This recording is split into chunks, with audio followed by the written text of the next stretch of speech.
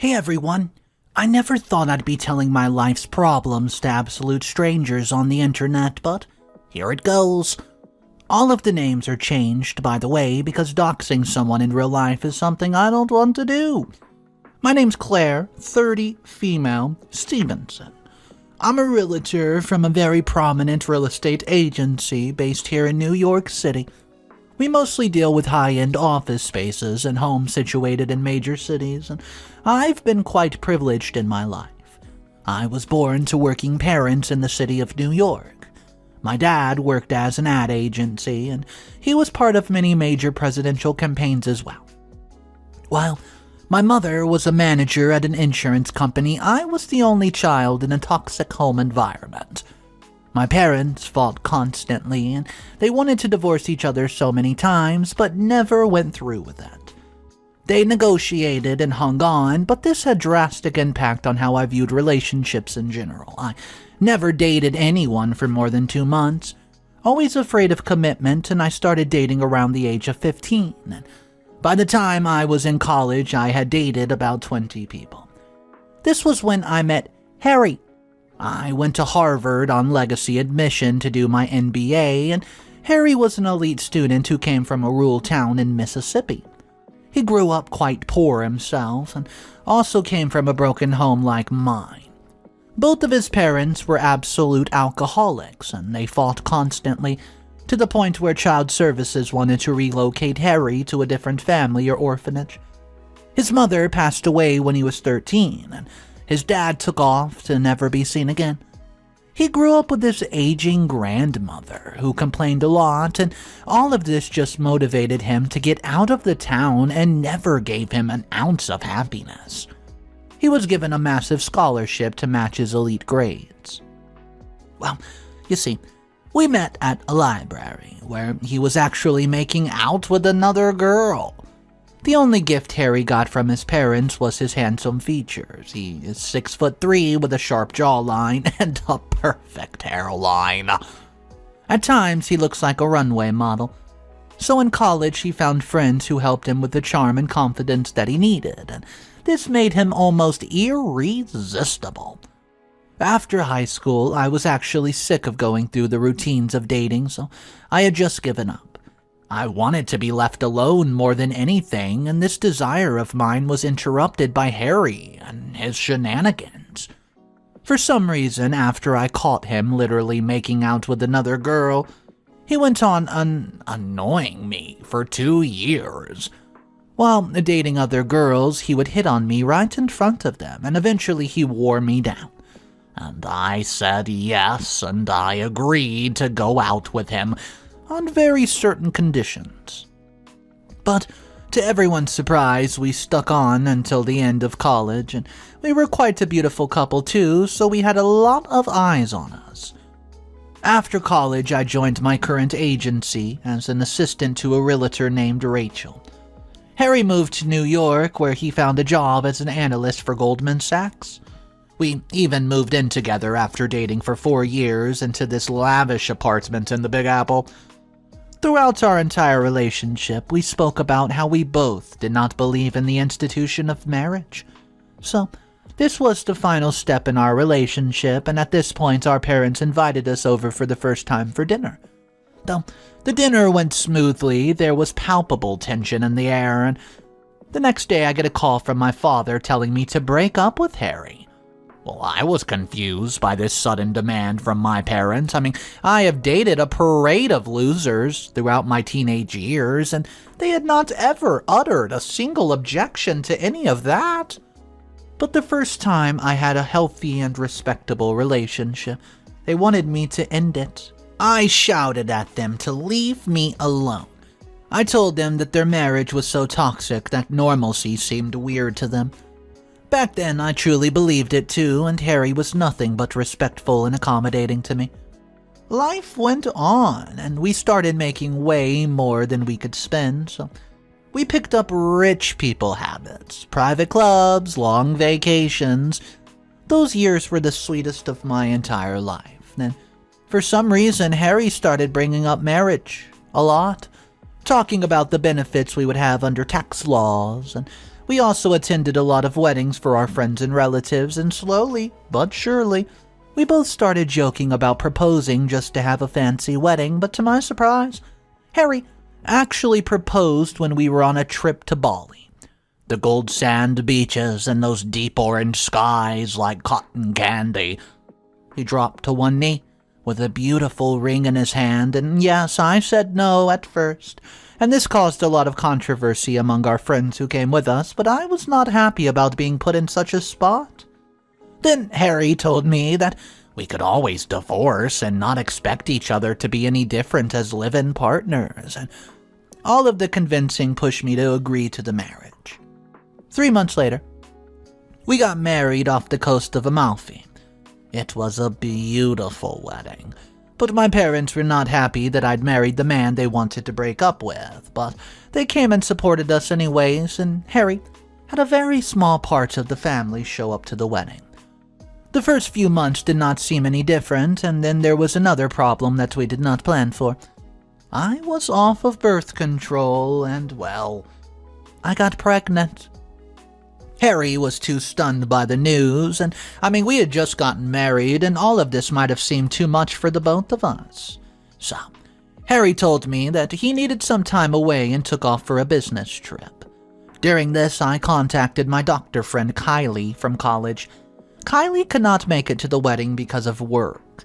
So I told her all about the wedding, and eventually I told her I was pregnant and could not decide if I wanted to keep the baby or not. She was excited at first about the possibility of being a fun aunt, and I told her Harry had almost run away listening to the news. Kylie herself has a couple of kids, so she told me about the struggles of pregnancy and the hardships involved. But watch my young one giggle, and his eyes shine is so beautiful and fulfilling. I don't mind going through it all once again, she said. This just added to the confusion. I did not call my parents because I was simply too scared to listen to their lectures. They would be supportive of either decision I took, but their words would sting too much for me to bear, so I pushed it off for yet another time. A week later, Harry came back with a surprisingly happy demeanor. His suggestion was simple. We're keeping the baby. I internally conflicted, so I was happy Harry was clear and confident enough to take on the decision, and we were extremely nervous. We knew it would be a long 9 months. My due date is May of next year, and my body and mood would change a lot during it and after it, and Harry agreed to take less responsibility at work and simply concentrate more on my well-being. Well, with both of us confident, we broke the news to my parents, and they did not like the idea at all, especially my mother. Harry also told them how having quite a bad childhood convinced him to be the best father he could ever be, but they did not budge. They straight up told Harry they did not trust him to be a good father, and there was a massive, giant fight, with all of us slinging insults towards each other, and finally, I told my parents I would be cutting them off completely, and yes, this broke my dad's heart, and he walked away. Harry and I drove back home in complete silence, and an hour before we were so happy about taking this next step together. And now, it was all muddied with unnecessary drama, and for a couple of days we did not discuss the baby issue at all. Kylie was in a constant touch with me, especially after I told her about my fight with my parents. She knew how important family was in such situations, and Harry then, one day, told me to hire a helper around the house for the first few months, since only he really could not reduce his working hours, and I, for one, have quit my job completely. The first few months were awful. Random cravings, sleepless nights, morning sickness, and worst of all, Harry seems too detached from it all. He rarely wakes up to help me out and comes back home quite late, and after a week we hired a helper named Nancy. She was a 40-year-old former nurse, and she and Kylie are my lifelines right now. Their joy and enthusiasm keep me from going insane. But the reason I'm telling you all this story is because I want my husband, Harry, to be a little more responsive about the baby matter. I don't want to bother him, but I feel like right now he almost doesn't care that I'm even pregnant. Since it's quite a sensitive subject, I cannot approach anyone near me, so here I am, asking everybody here listening, well, how to start the conversation. Let me know in the comment section down below. What's up, everybody? Mr. Reddito here. Okay, so today's story is a little bit of drama mixed in with a pregnancy. So I want to know what you guys think OP's going to do about this situation. Drop your thoughts in the comment section. Then come back after the story's over and let's see how close you were. The first update we're going to hop in is 3 weeks later. And if you guys are new to the channel, just know I do daily videos, so if you want to be a part of that, all you have to do is hit that subscribe button. It helps out supporting the channel a lot as well, so you're killing 2 birds with 1 stone. Update number 1, 3 weeks later. Thank you all for your concern. I understand this post has gotten a lot of attention in the last few days. But unfortunately, the situation has gotten much worse, and after reading the comments on the post and also discussing the matter with Kylie a little, I decided the best course of action would be to talk it out with Harry in a gentle but firm manner. So, on the previous Sunday, we were both at home watching some television shows, and I slowly started asking him about work. Then he directed the conversation to when he would be making more time for me and the baby. He said he would not be able to compromise at work anytime soon since there was a big merger that he was handling. This put me in a very sour mood. Entirely, I just ignored him completely for the rest of the day. The next day, he asked what was wrong, and I reminded him about his promise to be with me during these hard months of pregnancy, and I don't know, this somehow seemed to offend him. He just stormed off to work. Such little fights kept sparking up and eventually led to a big argument in front of Kylie and Nancy. This was the first major argument in our relationship. We had never fought for so long and had such things said to each other, and Harry was thoroughly insulted when Kylie and Nancy took me by the side of the argument while trying to cool us both down. He called us, well, very provocative words, who were out to insult him and stormed off. Now the fight's gotten territorial. We both don't want to see each other's face or be in the same room as each other. I really cannot call my parents for some sympathy and warmth. Now my own husband's treating me like a stranger in our own house, and all of this is getting out of hand for me to do anything about it. I even went to a therapist last week to try to get my feelings sorted out. After listening to me for an hour, she advised me to somehow get Harry to come as well, since it's an issue of communication and misunderstanding, but I know for sure that Harry will not agree to come to this. He already hates Kylie and Nancy for taking my side, and this therapy session will just look like another trap to him. But I really want to resolve this issue as quickly as possible, and I don't want our children to be born into a home where their parents hate each other. Cold shoulders and toxic fights will just break the child's mental state. Update number 2, 2 months later. 2 days ago, we went to a therapist. This was after nearly a month of fights and convincing, and I had almost given up on the whole thing and contemplated divorce. This would have been the best, maybe, because the therapy session did not go as planned. First off, for a bit of context, I'm nearly 5 months pregnant and my entire body aches, and I just have random health issues that are starting to pop up. You see, I have to go for regular checkups with Nancy. All of this time I felt very lonely, even though Nancy was constantly with me until 9 p.m. and was just a phone call away at night. We had grown into quite the close friends, and it turned out Nancy's husband works as an engineer at the New York City DOT. Her children are nearly 20 years of age, and she had become, in these few months, like a second mother to me. So, after another fight at home with Harry, Nancy invited me to stay at her place for a while. I declined at first since they were already 4 people in her house, and I could not possibly intrude. Nah, you would not be interrupting or anything, we would all be happy.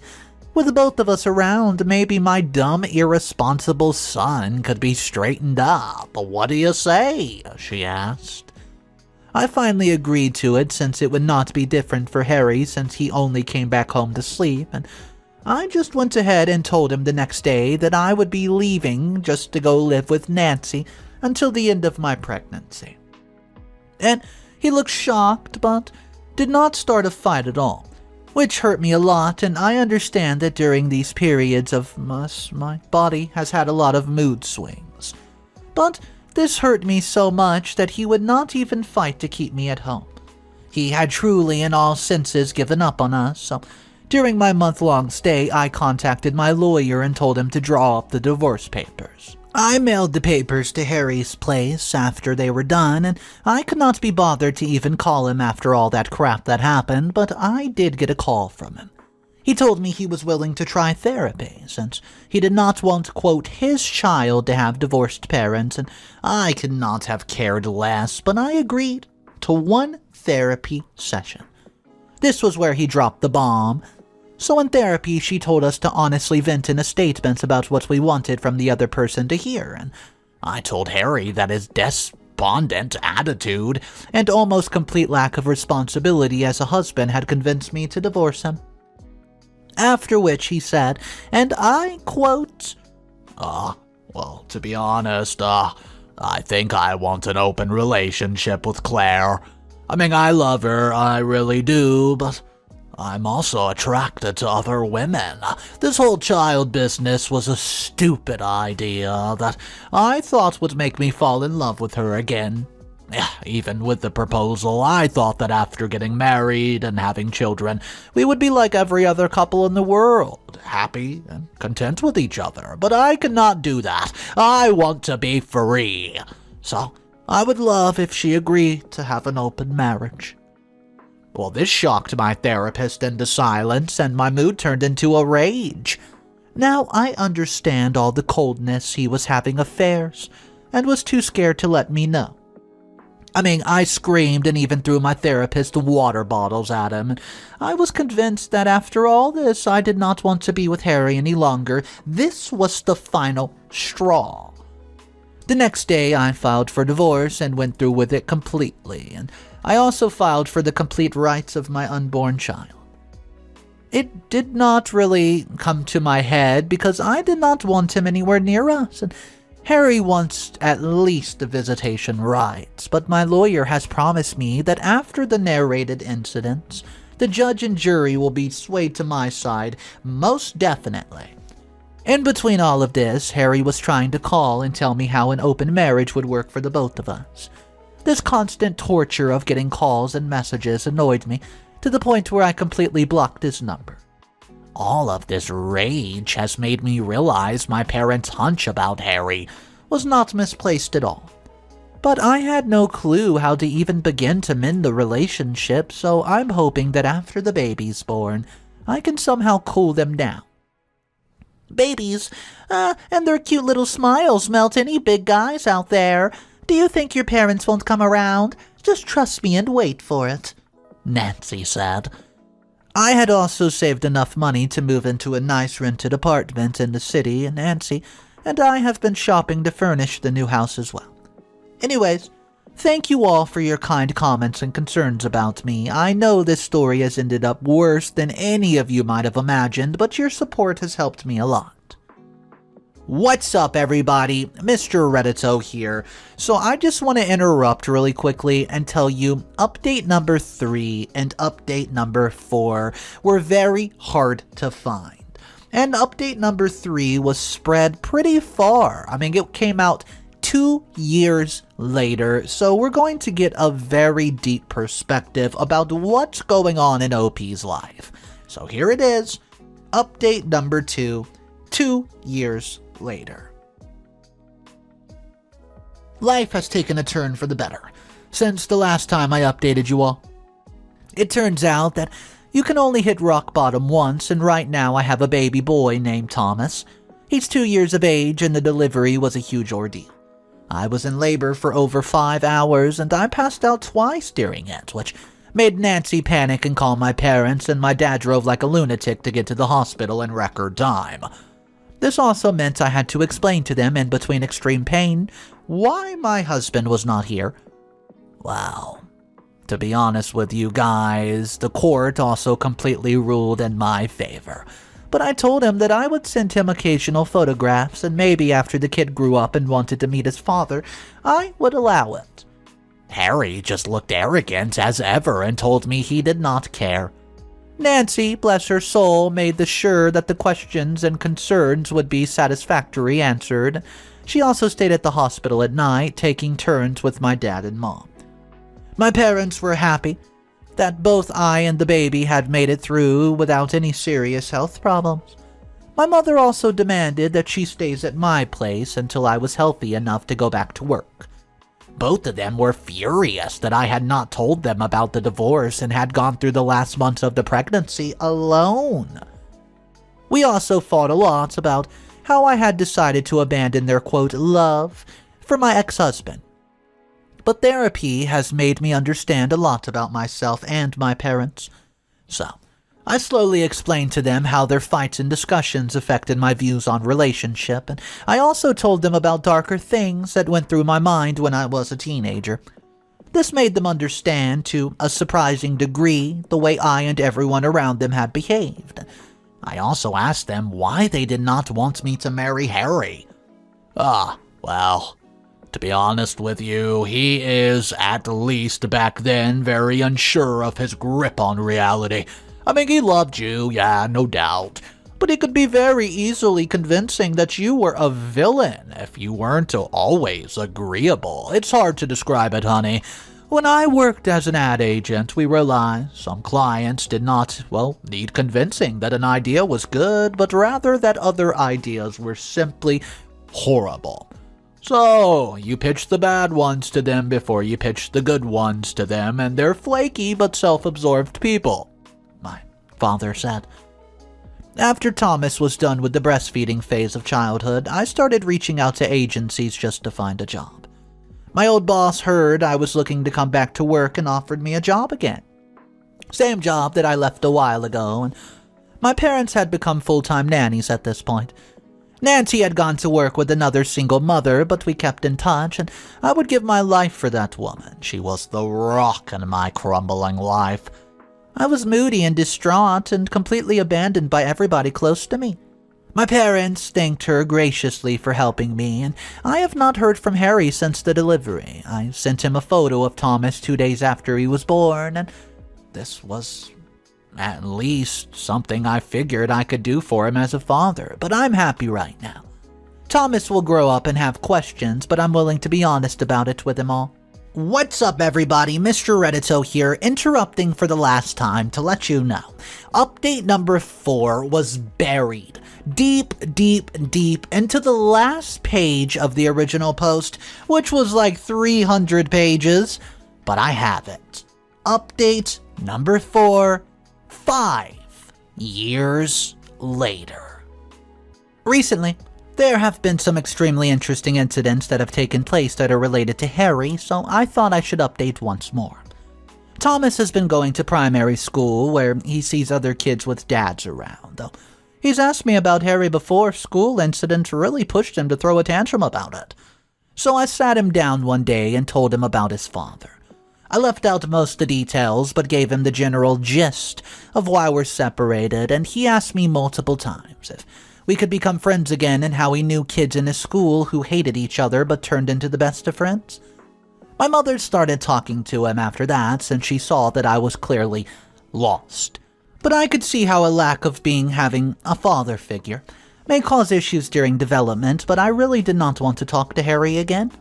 I've also completely stopped dating. It's not because I hate doing it. I'm just too busy to go through all of that. Especially with a kid and my aging parents. I mean, it's just simply too much, So, I have no personal life other than my family, so with the reluctance, I called Harry one day, but his phone was switched off, and I tried again multiple times after that, but it was always turned off. I was a little angry at that point that he had the audacity to just cut his child off from his life too, so I gave up on completely it, but before I ran into him in the street one day in New York, and I was already late for work, so I could not talk to him too much, but he told me he had lost his previous phone somewhere. so we just exchanged numbers and went our separate ways. At the office, when I recalled the incident, I realized that Harry had gotten significantly thinner. Though he was decently dressed and responsive, every word he said felt like he was in pain. But nonetheless, that evening I called him up and he was happy to meet Thomas and me for lunch one day. So we set the date for Saturday. Thomas, for nearly a week, was thrilled about getting to meet his father. He even wrote down stories he wanted to tell Harry. That day he got up early and did not eat breakfast because he wanted to save up for lunch. We met at a casual pizza place downtown, and the lunch was a blast. Thomas was hesitant at first, but slowly opened up and started rambling on and on about his life. He even asked me and Harry to be friends again so we could go to his school together. Harry just smiled and laughed about the whole thing, and eventually, Thomas ran out of things to talk about and we drove back home. Harry came with us, because I offered to drop him off at his place, and Thomas was so exhausted from lunch and interactions that he went to sleep in the back seat. That was when Harry broke down and started to cry. He told me how much he regretted his life decisions, and it turns out Harry had contracted hepatitis B. After our divorce, he went out partying all the time and dishing it out to anyone and everyone, and eventually all of that had extreme consequences, and he still had a career and enough wealth to support himself, but his physical and mental health was absolutely destroyed. He told me he was happy he had met his son once in his life, and he thanked me for raising Thomas and to be such a nice kid. I don't know how long I'll be alive, but I want you to be a better parent than I could have ever been, so please, never leave him alone. He begged me that, and I agreed and consoled him, and on the way back he asked me if Thomas could meet him every other week, and I obliged. There was no negotiating after all. Just keep him safe, that is all I ask. And he replied with one word, always. Well, guys, that's the end of the story. I don't think I'll be updating this thread further. Everything just seems resolved enough, but I wish I had fought with him more. Maybe after the baby he would have stopped his insanity anyways. It's too late for all that now.